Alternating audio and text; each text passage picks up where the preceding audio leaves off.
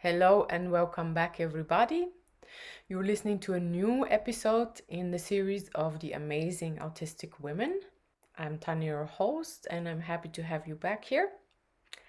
In this series, I interview women on the autism spectrum, showing their everyday life struggles, problems, and limitations. Autism is not something you can see, it's an invisible disability, but it's real and our limitations can be pretty hard to deal with sometimes. So, if you find interest in this series, in these interviews, if you like them and would like to help me make more of them, please support my project. There's a GoFundMe link below the video, and your help is very appreciated. Thanks. Okay, now I'm excited to welcome Corina from Switzerland. Hi, Corina. Hi, Corina, you have several YouTube channels yourself, and you got diagnosed in 2020. Welcome to this interview. thanks for having me. It's my pleasure. So, Corina, you had your diagnosis quite late in life, and how did it all happen? Yeah, that's a very long story. So, well, I struggled at school quite from the beginning, making friends, and already at kindergarten, I always went into the drawing corner, so I didn't have to interact with the other kids. And I was already shy. That was quite the issue. Yeah, and then at school, the teachers just remarked that I wasn't interacting with the other kids, and that I was quite isolated. And so teachers noticed. And when that push came, I felt, oh, I get into trouble. I'm in the center of attention, and I never like that.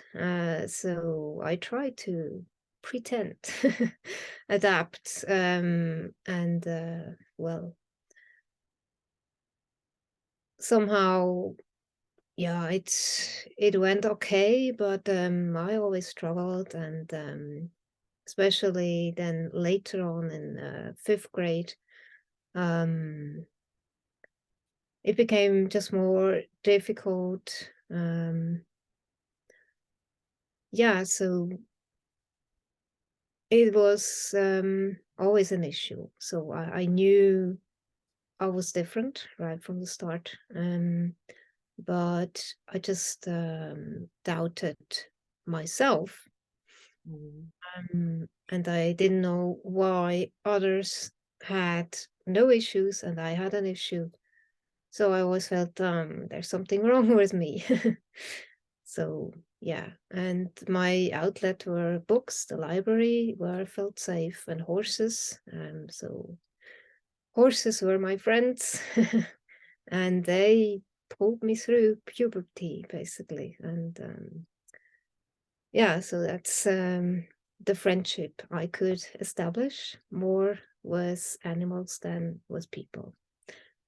Yeah, so also during apprenticeship, it was very difficult. I learned in a pharmacy, but having to address people and ask what they needed, already that was difficult. And the whole environment, um, always having people present, and it just didn't suit me, but I didn't know why. But yeah, then I went on, worked in hospital, not as a nurse, but helping, doing all the stuff like washing elderly people and giving them food. And that was quite fulfilling. And also, um, the mentality of nurses suited me. They are really very accepting in general, I would say. So there I felt quite comfortable, but was still very shy. And that was always an issue, and that prevented me from even daring to try new things and interacting with people. Um, yeah, so many years later, after a failed relationship and some other issues that were traumatic, I ended up researching first about trauma. That was in 2018, when I had severe health issues. Really, it was very bad, and I struggled with that. And somebody recommended a somatic experiencing therapist to me, and I worked with her for quite some time. And yeah, so she helped me quite a lot. But through her, I learned about the nervous system based approach on trauma, which was very helpful. And then I did a lot of reading and research, so it became my special interest, and this still is. But then I made some cross references, and I realized, oh, there is a lot that I actually also have from the autism side. And then I looked into that, and then I watched some videos, podcasts, and then the book by Sarah Hendricks, Female Autism or something. And that was the thing that I realized, oh my gosh, this is 100% me. So yeah, I decided to go for diagnosis. That was age 46 in 2020.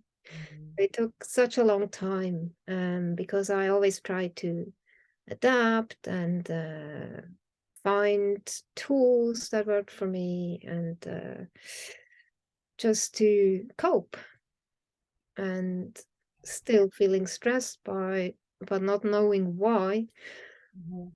But then it all made sense. It was because I was autistic. Yeah.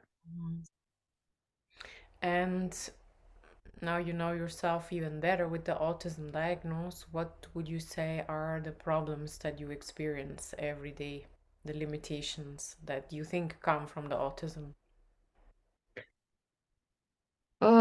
Yeah, there is quite a lot, and only through reading a lot about it and then realizing, oh, I have that too, I have that too, I have that too. Like so many things I wasn't even aware of. So sometimes you sense something and then you have no words for it, and then you find other people voicing it, and then you say, oh, okay, that's me. So this kind of mapping myself out, like realizing how much these things have impact on me. So I dress for comfort. Like this is very comfortable, very loose. That's one thing. I can't stand anything that is um really tight, no leggings, nothing like that, or elastic bands around the waist. That's really triggering. Yeah, and then what else? I'm heat sensitive. That's really a big issue in summer. So I feel more anxious in summer, more stressed, more tired, exhausted. So the capacity of tolerating things like is narrower in summer. In winter, I have more energy. There's a big difference, and many autistics experience that. Uh, yeah, and then the sense of smell um, is so like cigarette smoke, garlic. Somebody ate garlic in the train. I moved to the next train because it's so bad. um, so many such smells, or eucalyptus, peppermint. It's really almost making me vomit. It's very strong, Mhm. the reaction to smells. And then I cannot stand it. I have to move somewhere else where it's not so intensive. Or aftershave, perfume, like that's so overpowering. And then you cannot focus on anything. And then I get brain fog, and so it has a very strong impact. And Yeah. then sounds, that's also a big issue. Industrial sounds, I mean, like high-pitched noises from cars, trains, uh, or children that scream, or the constant chatter, or somebody on the phone. And I was also diagnosed with hyperacusis. That's really high sensitivity to sound. It's overwhelming to a degree. When I am in an environment, there's constant chatter, and then I cannot get away. Then I can feel nauseous, brain fog, sudden exhaustion, feeling drained to the bone. So it's really quite extreme. And then it's best I remove myself from the situation and go into a silent environment, or nature sounds, as you see in the forest. There I can really recharge, because it's those soft sounds that help to calm down and not feel stressed. Yeah, I can understand. Mhm. Do you have more? Um, Relationships? oh, of course. Of course, that, yeah. So I'm not usually a big talker. So I prefer to be one-on-one. So I'm introverted, and then I feel it is exhausting to be in a group of people and everybody's talking, and it's just too much to cope with. So Mhm. open plan office, absolutely not doable. It's too draining. Yeah, so one-on-one that works. And a group of three is also okay, but more than three is just a bit over the limit. And that's why I don't like group settings. Yeah. Mhm. Yeah. And I guess, I guess because of your late diagnosis, you came up with some strategies and tricks to cope with these problems yourself, and you survived until 2020. So, can you give us a few examples of coping strategies that you adapted? Yeah, there are quite a lot.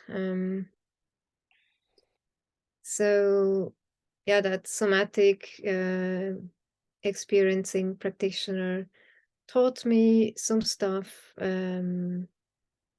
One is the basic exercise. When you do that, and then your eyes go to the elbow and to the other elbow, like you start breathing slowly, and it regulates or activates the vagus nerve and the parasympathetic rest and digest state. So it calms you down. And then another really helpful thing is breathing, which is also activating the parasympathetic state. So if your in breath is shorter and your out breath is a bit longer, and then you really calm down. It gives you Yeah. the inner peace. Mhm. Yeah, and then in 2007, when I had a burnout from overwork, uh, work environment, like it challenged me so much. I came across a book by a Korean Zen master, Daehaeng Kunsunim, and her simple message is focus on the heart center and give uh, everything into that and let go, let go, let go. And that became kind of my practice. So whenever I worry about something, then I just focus on the heart and try to let go. For an autistic mind, this is sometimes a bit difficult because you ruminate and feel stressed, right? And but this is always my last option. Like it always works. Like focusing on the heart center and breathing in, breathing out. How does it work? Can you show us? Um, so you just focus on the heart with your mind or inner eye, and then you just breathe normally. And the out breath can be a bit longer. And you relax into this inner silence. And then it seems like something open up in you, and then you feel that inner peace. Mhm. So that's a tool I like to use. Very good. Mhm. Mhm. Yeah, so there is also diet, of course. So I reacted to many foods at some point, and I had to remove a lot of trigger foods. Mhm. For example. Hold on. Ah, Um, high histamine foods. They were really a trigger. So from that, I got migraines, bloating, brain fog, feeling anxious. So it was everything. And then I removed all those trigger foods. And for a while, it made me feel better. Mhm. And then I also switched from a vegan diet. First, I was vegetarian, and that didn't suit me so well. So I thought, let's try veganism. Maybe that's the thing that will help me. So I was always trying to improve my quality of life. That was always the aim. So I tried veganism, and that was even worse. And but I didn't want to um, really believe it. So I tried and tried and tried because everybody said, veganism is so good. And didn't work for me. Didn't work for my body. So I quit. I had to because my health was so bad at that point. I had to change something. And again, the somatic experiencing practitioner suggested, okay, let's try paleo because she had tried it. She was a vegan too. She knew about the struggle and for her, it worked. And I tried the paleo thing, but yeah, for me, it wasn't enough. Mhm. My body was already so depleted. And also for autistics, it seems to be a different thing. And well, sometime later, I came across the book of Natasha Campbell McBride, the GAPS book. Mhm. I tried that, but because it's high histamine, it didn't work for me. But still, what I got from her, she said some autistics cannot digest plants. Mhm. That was for me the clue to go further and try carnivory. So that was what I did. And it was such a game changer. It was amazing. So all my chronic pain issues, save for migraine, went away. Mhm. Suddenly my mind became so clear, like Mhm. I could read stuff, understand it, and take in the information. It was such a game changer, just amazing. So I continued on that way of eating. I have adjusted it a bit. So because now I can again um, have cheese and histamine foods, so that changed too. Um, so this is one big tool that I will continue to use. Yeah. So Good. and then of course enough sleep is very important. And nature, Yeah. Yeah. recharging in Yes. nature. Um, Pardon? recharging in nature. That's a big one too. And for me, reading books, I love doing research, reading books. That's also very regulating. Yeah. Mhm. Yeah, I noticed we autistics, we just search for our answers ourselves. That's why we research so much and we soak up all this information until we find Mhm. something that helps coping. Mm. Yeah, exactly. By the way, if you're listening now and you are also autistic, I have made a short free course which you can get. There's a link below. It helps you with the coping with everyday life struggles, and I give away my tips for free. So there is a link below. Mm. Yeah, Karina, thanks for that list. Would you like to give a take-home message to anyone who's listening today? Yeah. So especially for autistic women, we tend to do the masking more than men. And then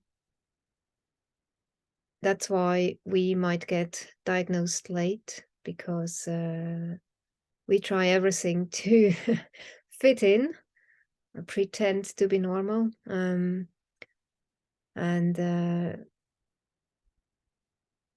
when you feel that you are different, so trust that. And then the current autism narrative is still having approaches that do not necessarily fit your individual needs. So I think it's very important that you find your own tools and trust yourself, what feels good to you, no matter what anybody tells you.